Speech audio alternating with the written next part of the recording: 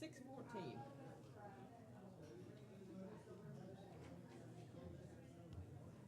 614. 614. Good morning. How are you today? Fine, thank you. I hear that. 614, please. Onward, Christian soldiers. And I think Christian soldiers probably ought to stand, but I'm not going to have you stand. Now, don't tell anybody, okay? Just raise your right hand, said we will not tell anybody. He didn't ask us to stand, okay? 514, 6.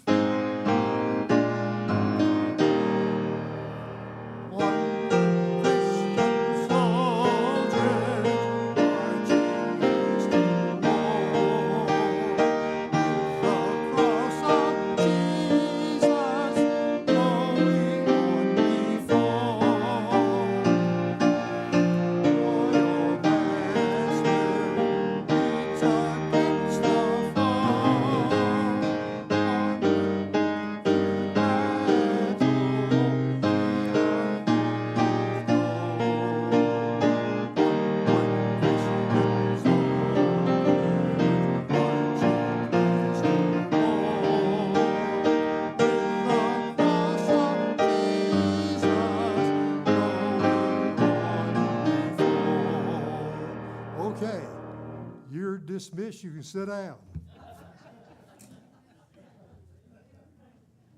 Thank you.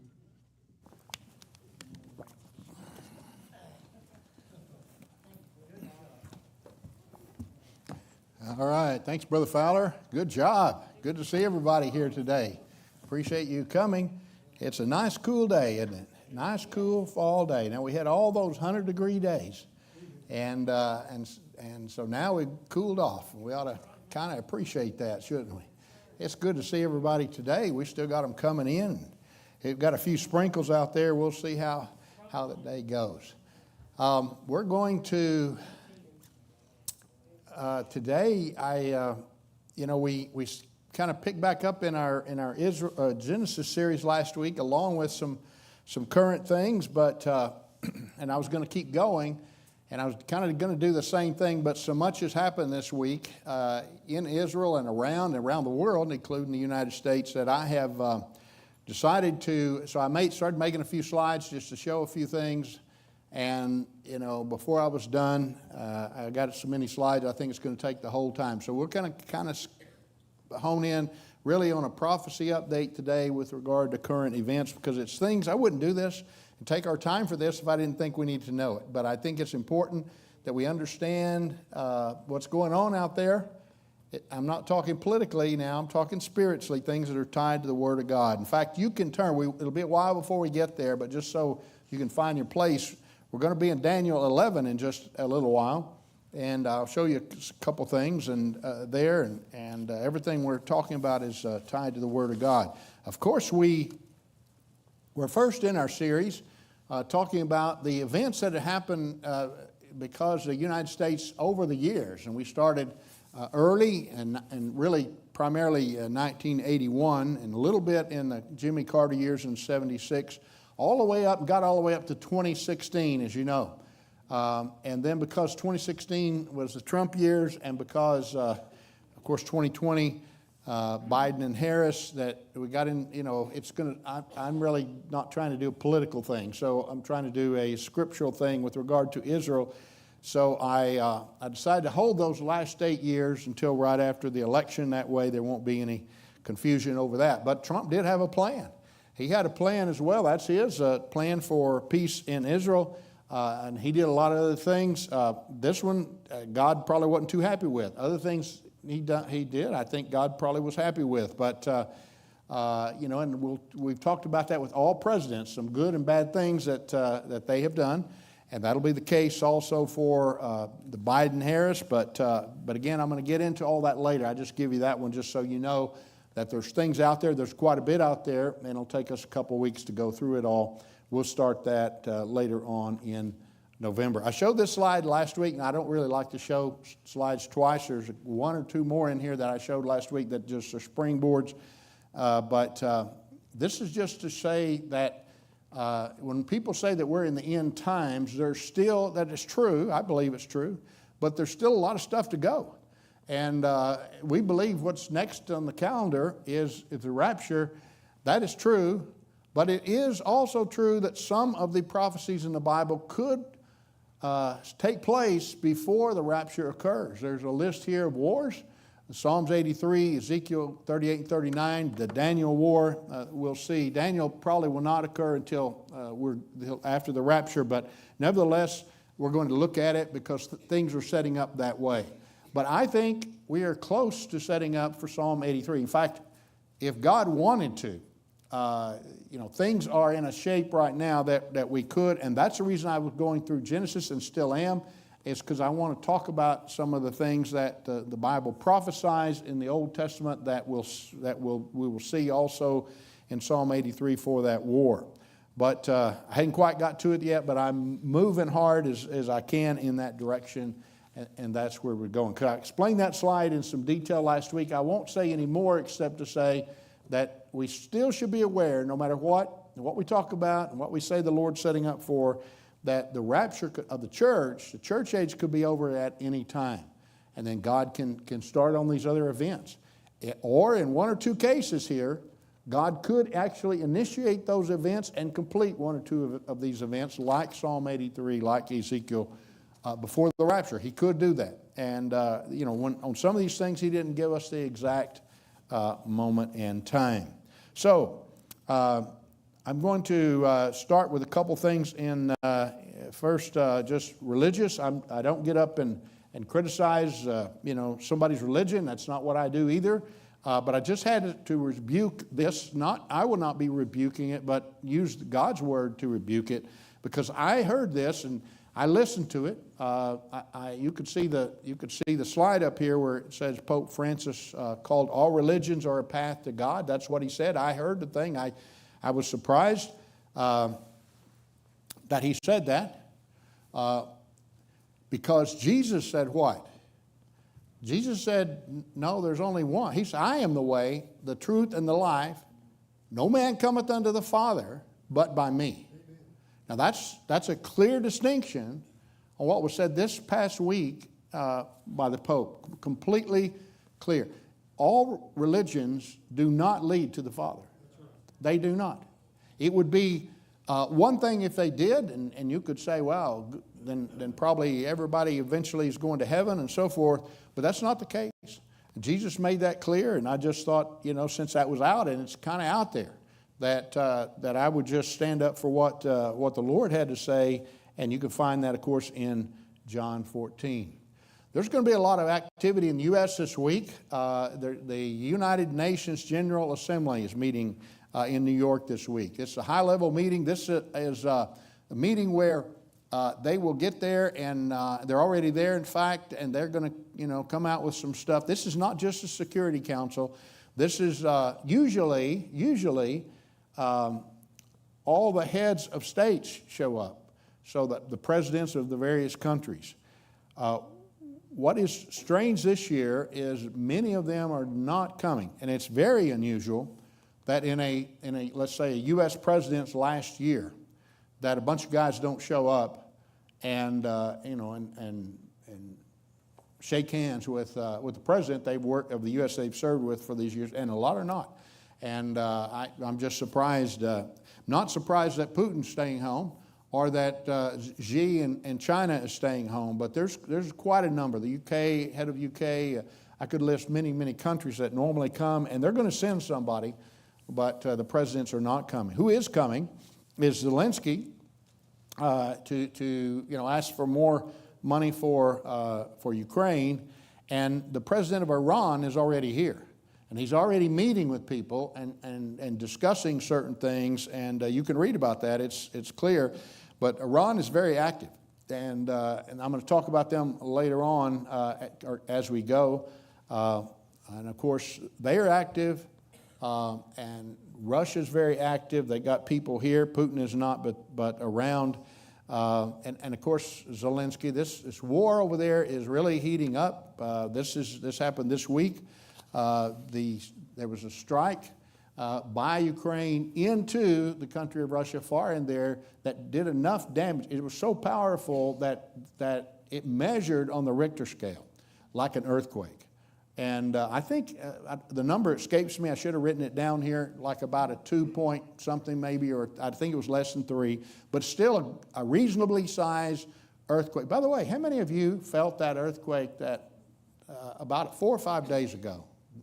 Okay, we got 1 or 2 people felt that. We were sitting there, and was that Thursday or so? And maybe a few days ago anyway, and we didn't feel a thing. I didn't knew a thing.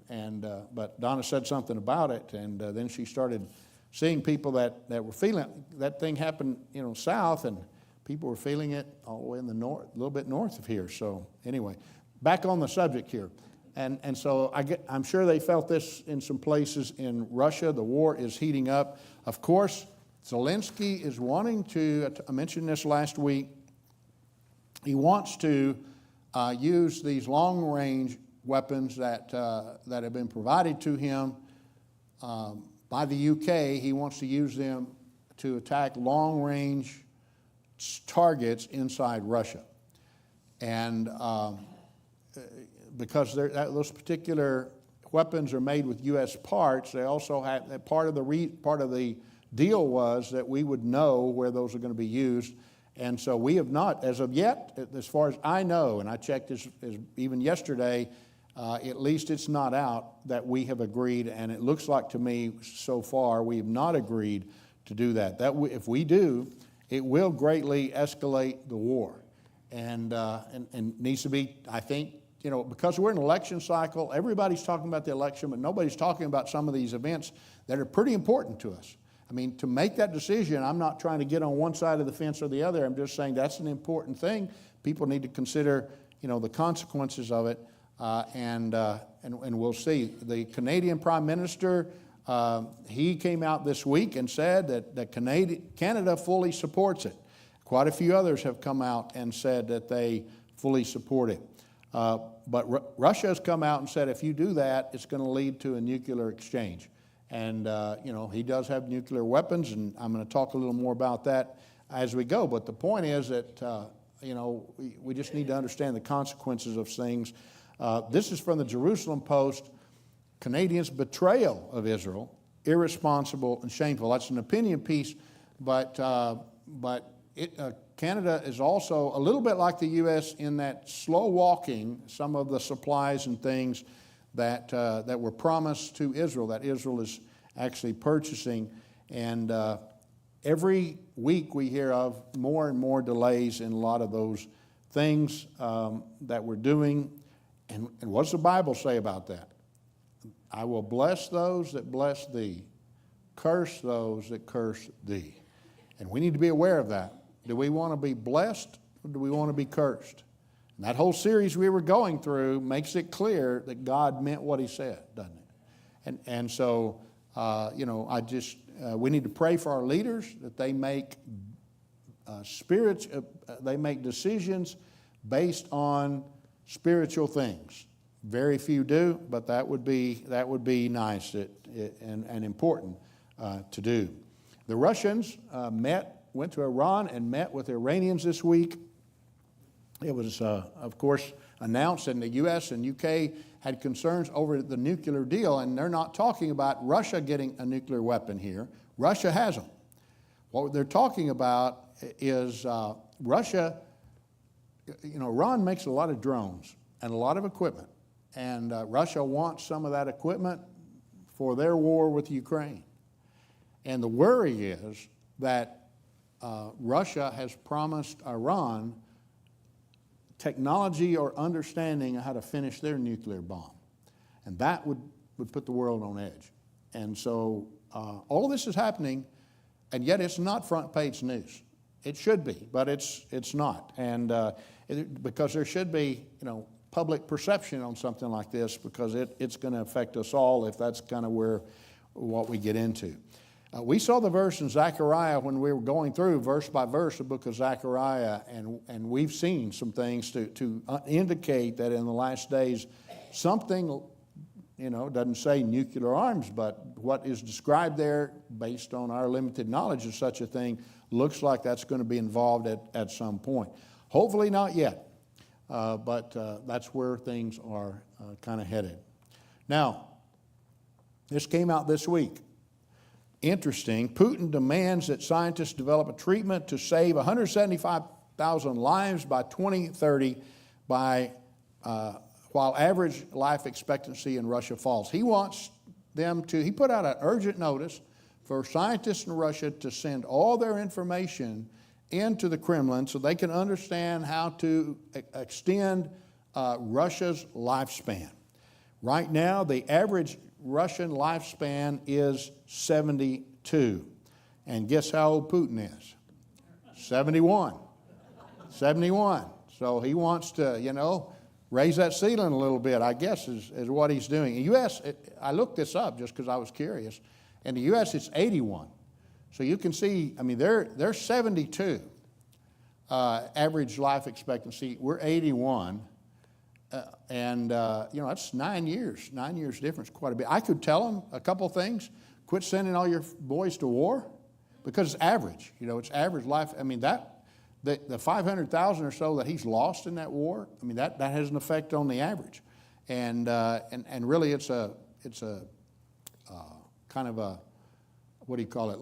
It's not a correct, it's not really, doesn't really have to do with people's lifestyles and their habits. It's just that affects their life expectancy. Something that they do in Russia to a huge extent that does affect their lifespan, and the great reason that there's 9 years difference is vodka. And if he just told them, some of those guys just need to send back a note and say, hey, shut it down. And that over time, that'll save a lot of lives and increase the lifespan. So I would say in Russia, the women, so the average man lives to 67, average woman 78. And so the women are already quite a bit ahead. In the U.S., same, not exactly like that, but it's the same kind of thing. Ladies average 83, men 78. And so there was 5 years difference here in the U.S. as well. So Russia's wanting them to, and then Russia, Putin came out, and he says this all the time because he's figured out that, and I talk about demographics all the time. I'm going to get on that subject again today because sometimes when we talk about prophecy, we think it's only with the group like we've got right here. But in just a few short years from now, the demographic laws are going to come to play, and different players are going to be dealing with each other just because there's not going to be, Germans in the future. Not very many, because they're not having children. That's the way it works, And so Putin is a lot of anger from especially the Russian younger people and women, but he wants the families, he tells the women to have large families. And because I tell you, it takes a long time to turn around. If you look, I didn't put it up here. I could have pulled a demographic chart for Russia. There's a site I would give you, but I forgot it. I don't have it offhand. But you can put any country in there and look at the demographics, men and women, and the age groups. And of course, what you want is a lot of young people, and then the older you get, the fewer. Now we're upside down in the U.S., but more square. So we're reasonable.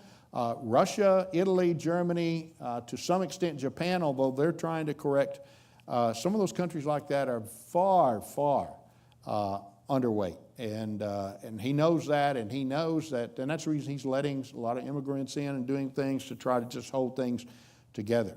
But the toll of that war, plus their demographics, is causing huge problems for them, and even now, but it's going to be seen acutely in just a few years. I pulled this one because I want to talk about this just a little more as I start moving over now to the Mideast. This is worldwide population, and so we're over here in about 2024. So we're already on this curve that's really going down. When it hits here, that's 0.1%. In other words, when you consider It takes more than, if two people have two children, it actually takes a little more than that, to say that you're going to replace them with two because of unexpected things that happen. So not everybody lives a normal lifespan. Not everybody lives long enough to have children. And so you can't just say, well, if everybody has two, it will always remain the same. You have to have about 2.3 or something like that to be able so here's 2.1. So we're already at the point we're not able to, as a world population, to maintain our population. This was a long time ago. That was about 1960. Way out here, we're going to start shrinking worldwide. There are some places, like we talked about last week, that are growing, and I just found this interesting. I wanted to build on it a little bit from last week. Now, on my next chart, before I put it up here, this is the goofy one, where I had the computer make the geography of a nation fit with their population by 2050.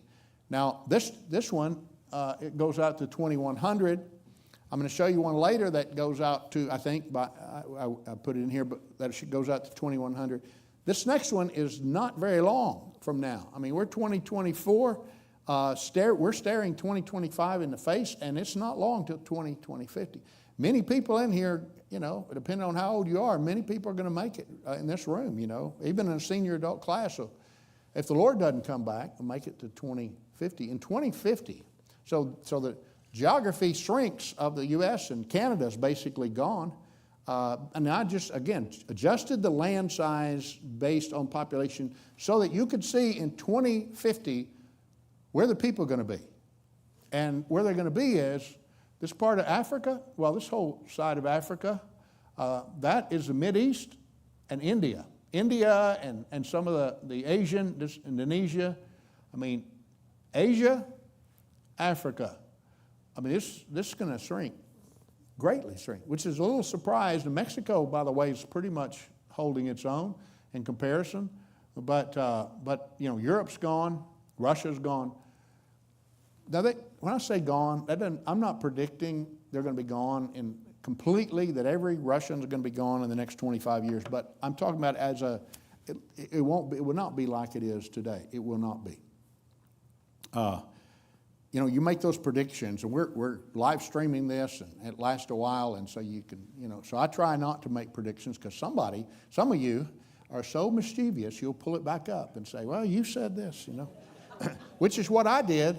By the way, I decided not to show it. I thought it wasn't relevant, but, I saw one clip yesterday from John Kerry when he was Secretary of State in, I want to say this happened in about 2008 or something like that. It's 2008. It was a good while ago, and I saw him. I watched it, so you wouldn't have to. Basically, he said in 5 years, this would have been 15 years ago, roughly, 5 years, the Arctic cap is going to be gone, he said. And he went through all the ramifications of that, and nothing up there but water, and it's going to, absorb the sun instead of reflecting it, and all the climate change, and he went through it in 5 years. Well, that hasn't happened yet, you see, but I just throw that out completely for free. This is who we're dealing with. Now, that country right there is Nigeria, that big one, Nigeria. I just want you to keep that in mind. This is Nigeria right here today. We'll see in a map in a second. This is heavy Christian region right in here. It's interesting to me that, in fact, Nigeria is going to be this heavy Christian nation is going to be one of those that makes tremendous, and they're already large, and they've got a lot of children, and they're having more children, large, population. India also. If you said the two big ones, that's going to be what's coming. And why do I show this? Why am I even on this? Well, Iran is not, some of the people are meeting with now, and some of the things they've been doing, we've seen this map. This is Middle East, so that's Israel right there. All these red dots are the fronts that Israel is fighting. And I went through them last week, but Iran and Yemen, Iraq, Syria and Lebanon both, what's called the West Bank, Jordan itself, and of course Hamas there in Gaza. All those. They're fighting all those fronts, 7 or 8 fronts, 8 I think. And so just for the record here, all of that is financed by Iran, one way or the other. We are financing some of it, by the way. We don't want to, but I mean, it's just, we send in aid and it doesn't go the right spot. And we are. So you would think they'd have their hands full and enough to do, but no. Iran now is, I think I messed up there. Sorry. Now we got to go through the whole. Apologize, that was my fault. John, you need to make sure I keep my finger on the right button here. I'm just kidding. Wasn't your fault. So what are they doing? So what Iran is pivoting to Africa as well.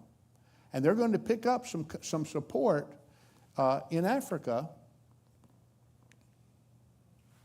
especially kind of this region, but some of these others on this side. And I mean, how are they doing that? I mean, that's kind of the first question. I mean, that is what he talked about, a game changer, and in the war with Israel, to pick up something, the huge population like that. And so we will watch that, because Africa, it wasn't just very many years ago. Africa wasn't in our news at all. And it's still basically not, but I'm just telling you, it is coming. Now, this is not, I know you probably can't read that. I'm going to read it to you. But so you'd know that it's not me saying that and giving you this report. I'm not trying to be political. I'm just trying to tell you what happened. And so this is from the Wall Street Journal. So I'm quoting, and I just put I just copied and pasted the exact article. So well, he didn't make something up here, because I'm not trying to. But Iran's economy was crippled under the weight of sanctions and isolation, high inflation, and a plummeting currency, exacerbating the country's internal struggles.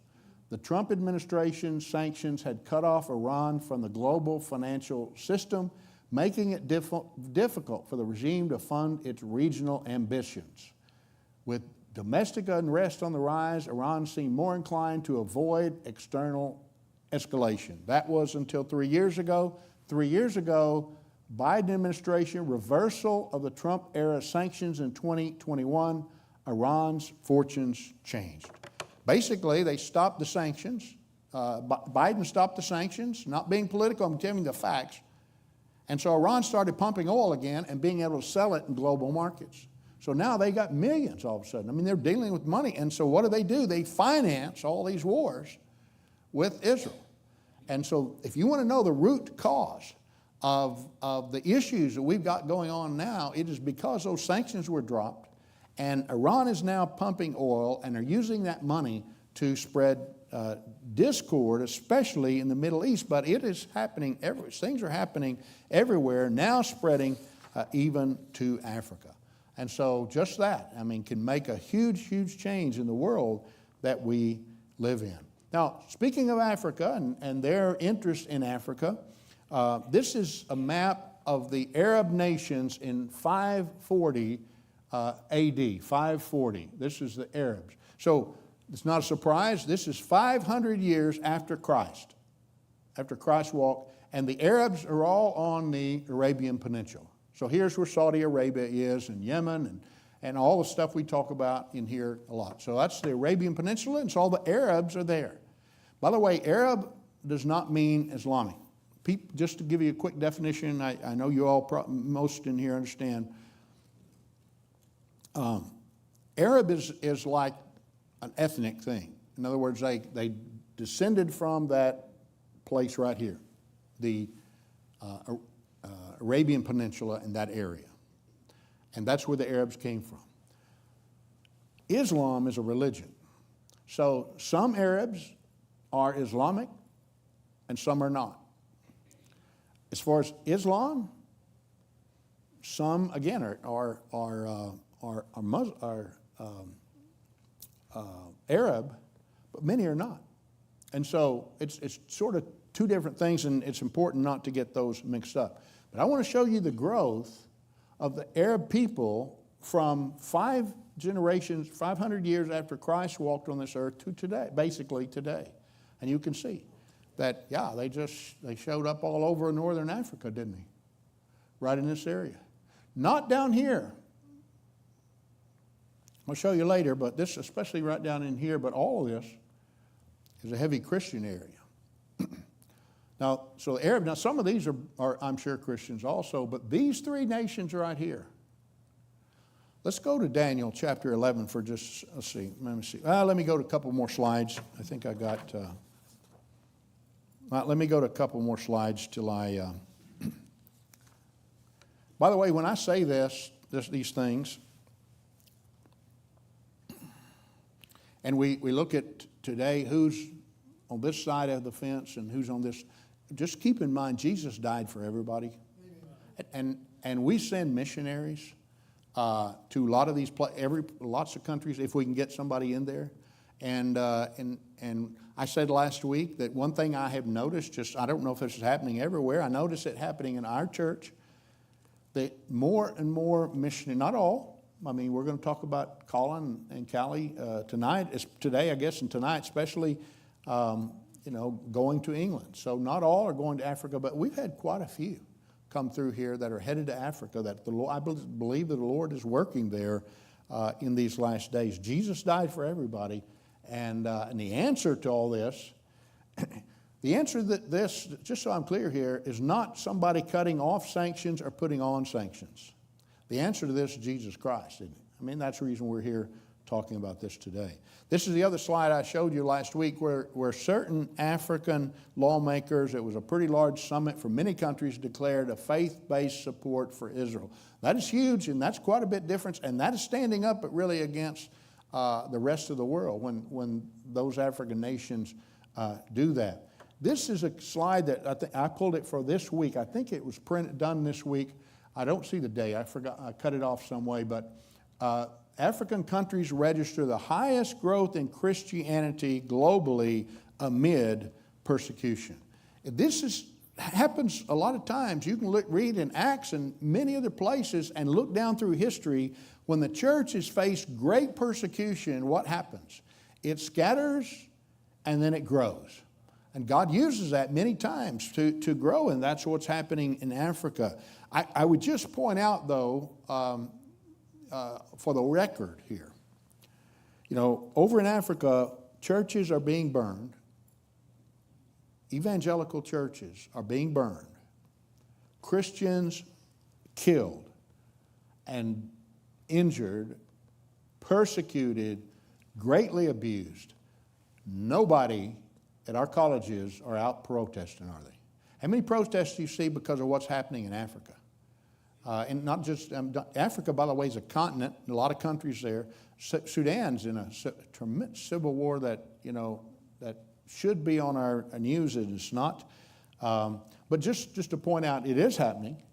Nevertheless, Christianity is growing. And now somebody would say, well, but I've seen them on there, and it's mostly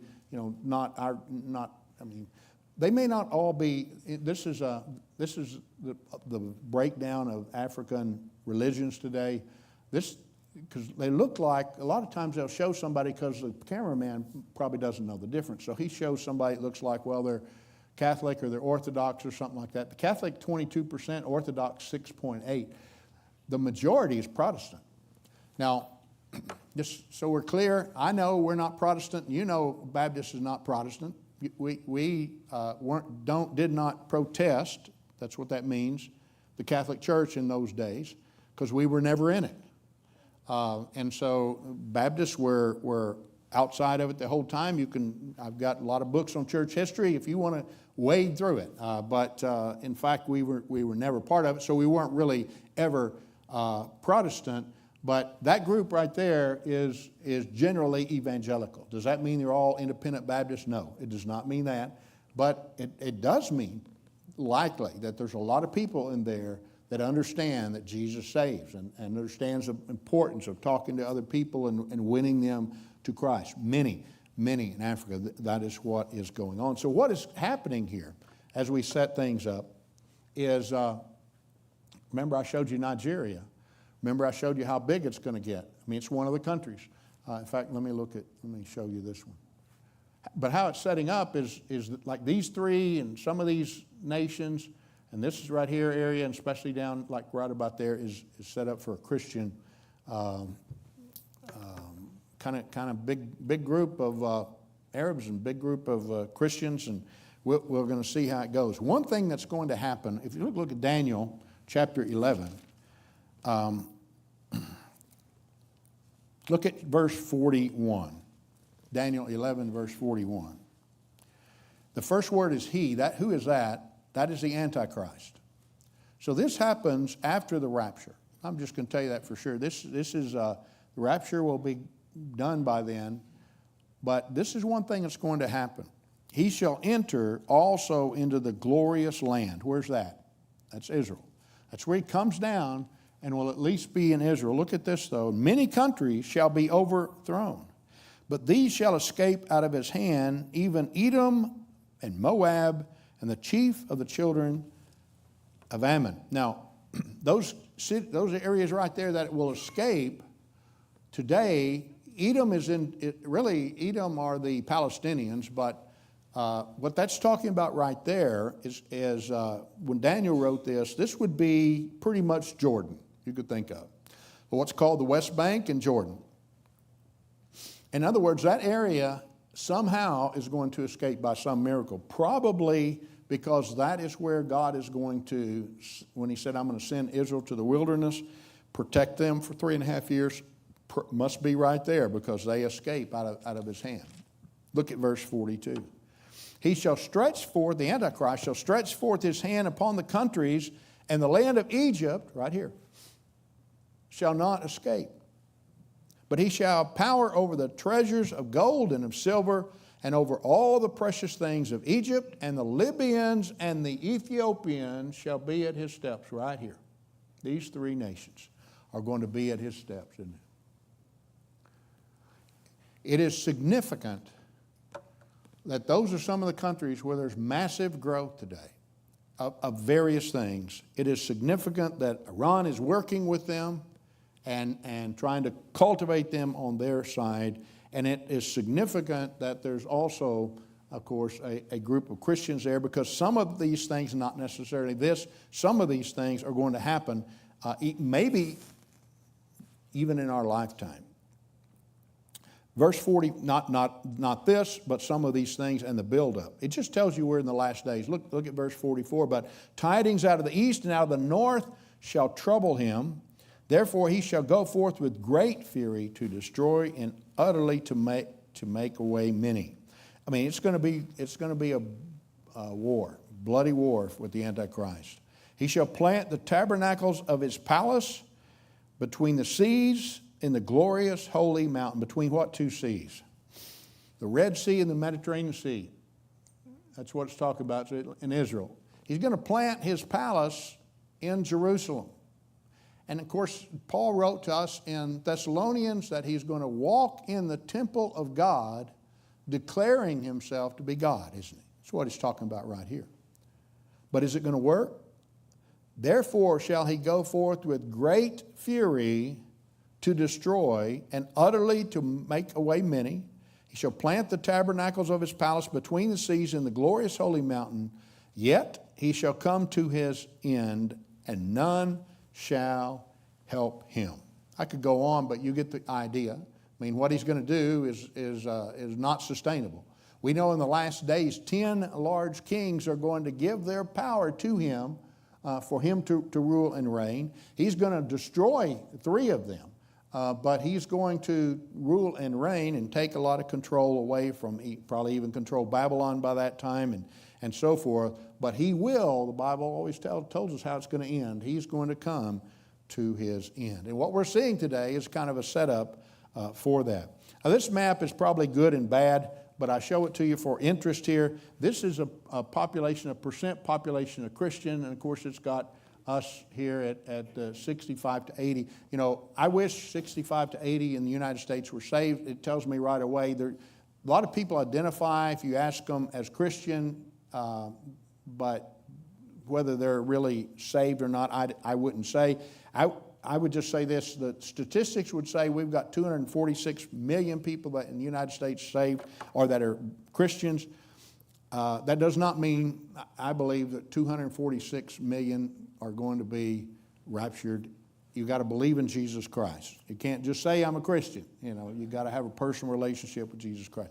But you can look up here and say that when the rapture happens, those dark blue areas, a lot of people are going to go up and meet the Lord in the air, aren't they? I mean, I'm using Scripture. They're going to go up and meet a lot of those folks, and it is going to change the world. And what is left? What is left? So again, I'm not saying everybody's gone here, but go with me for just a second. After the rapture, what's left? Right here.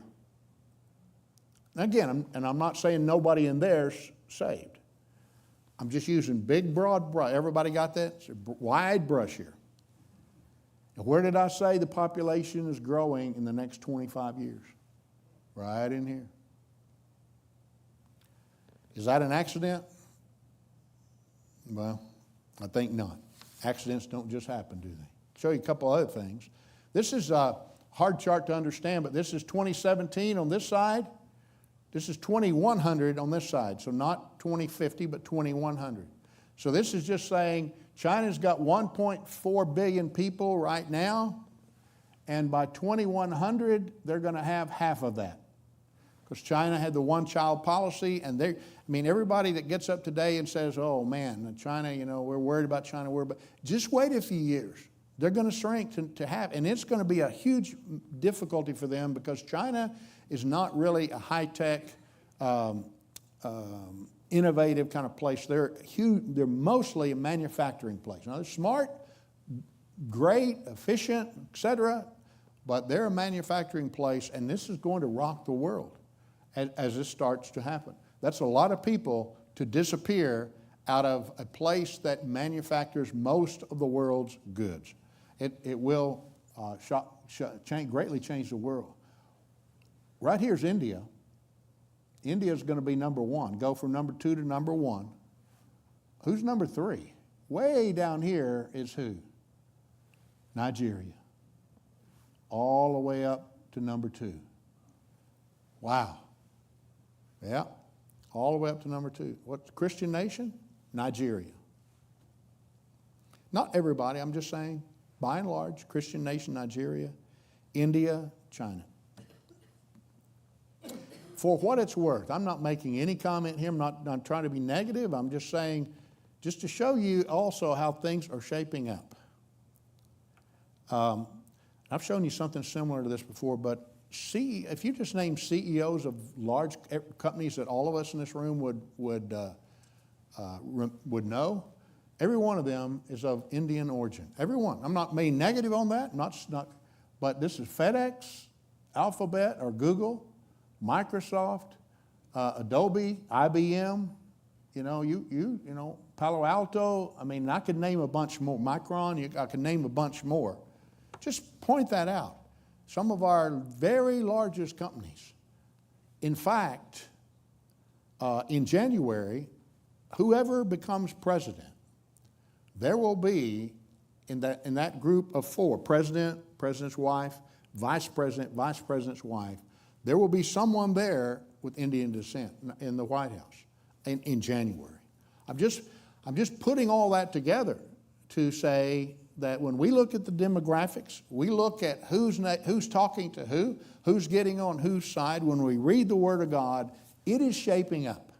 It is shaping up exactly like the Lord told us it would be. Now, I am out of time. I didn't even get to talk yet. I'm 2 minutes. You probably thought, well, he's going to get up and talk about those exploding pagers. I saved quite a few slides to get it. That would be my, highlight, and didn't even quite get there. But I think the other is very important for us. I will say this. That's quite some technology, isn't it? You're just sitting there. How many of you have ever used a pager? Yeah, everybody, a lot of people had. In the 1980s, how many of you still use a pager? No, nobody today, of course, but because everybody put them down. But no, I haven't used one. those things haven't been around 30 years, but you had it and you could use it to talk to people. I know companies that had intercompany channels on their pager, and you could just talk within your company, and it was all typed and so forth.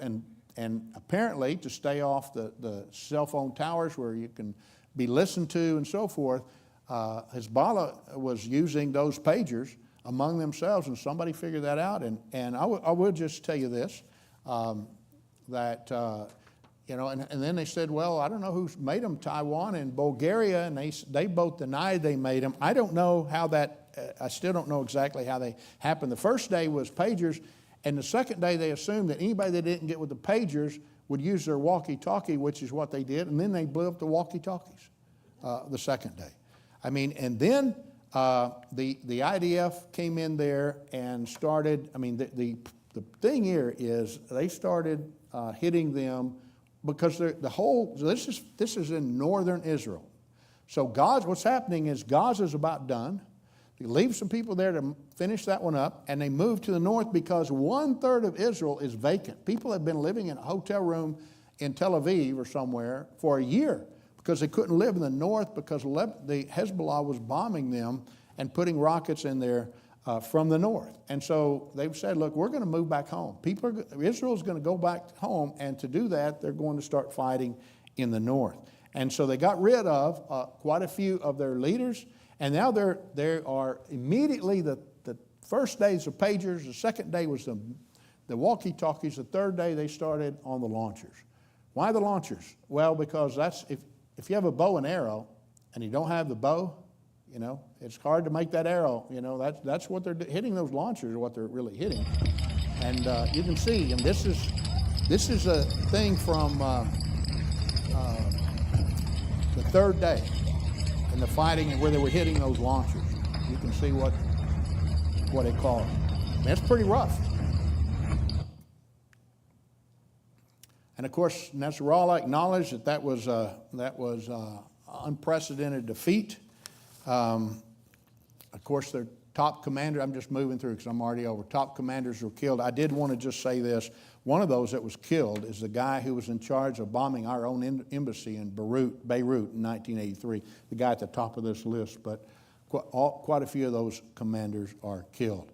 And so we'll watch it this week, but this thing is escalating, and of course this is all prophesied in Psalm 83 as it kind of goes. We're going to put all that together as we go.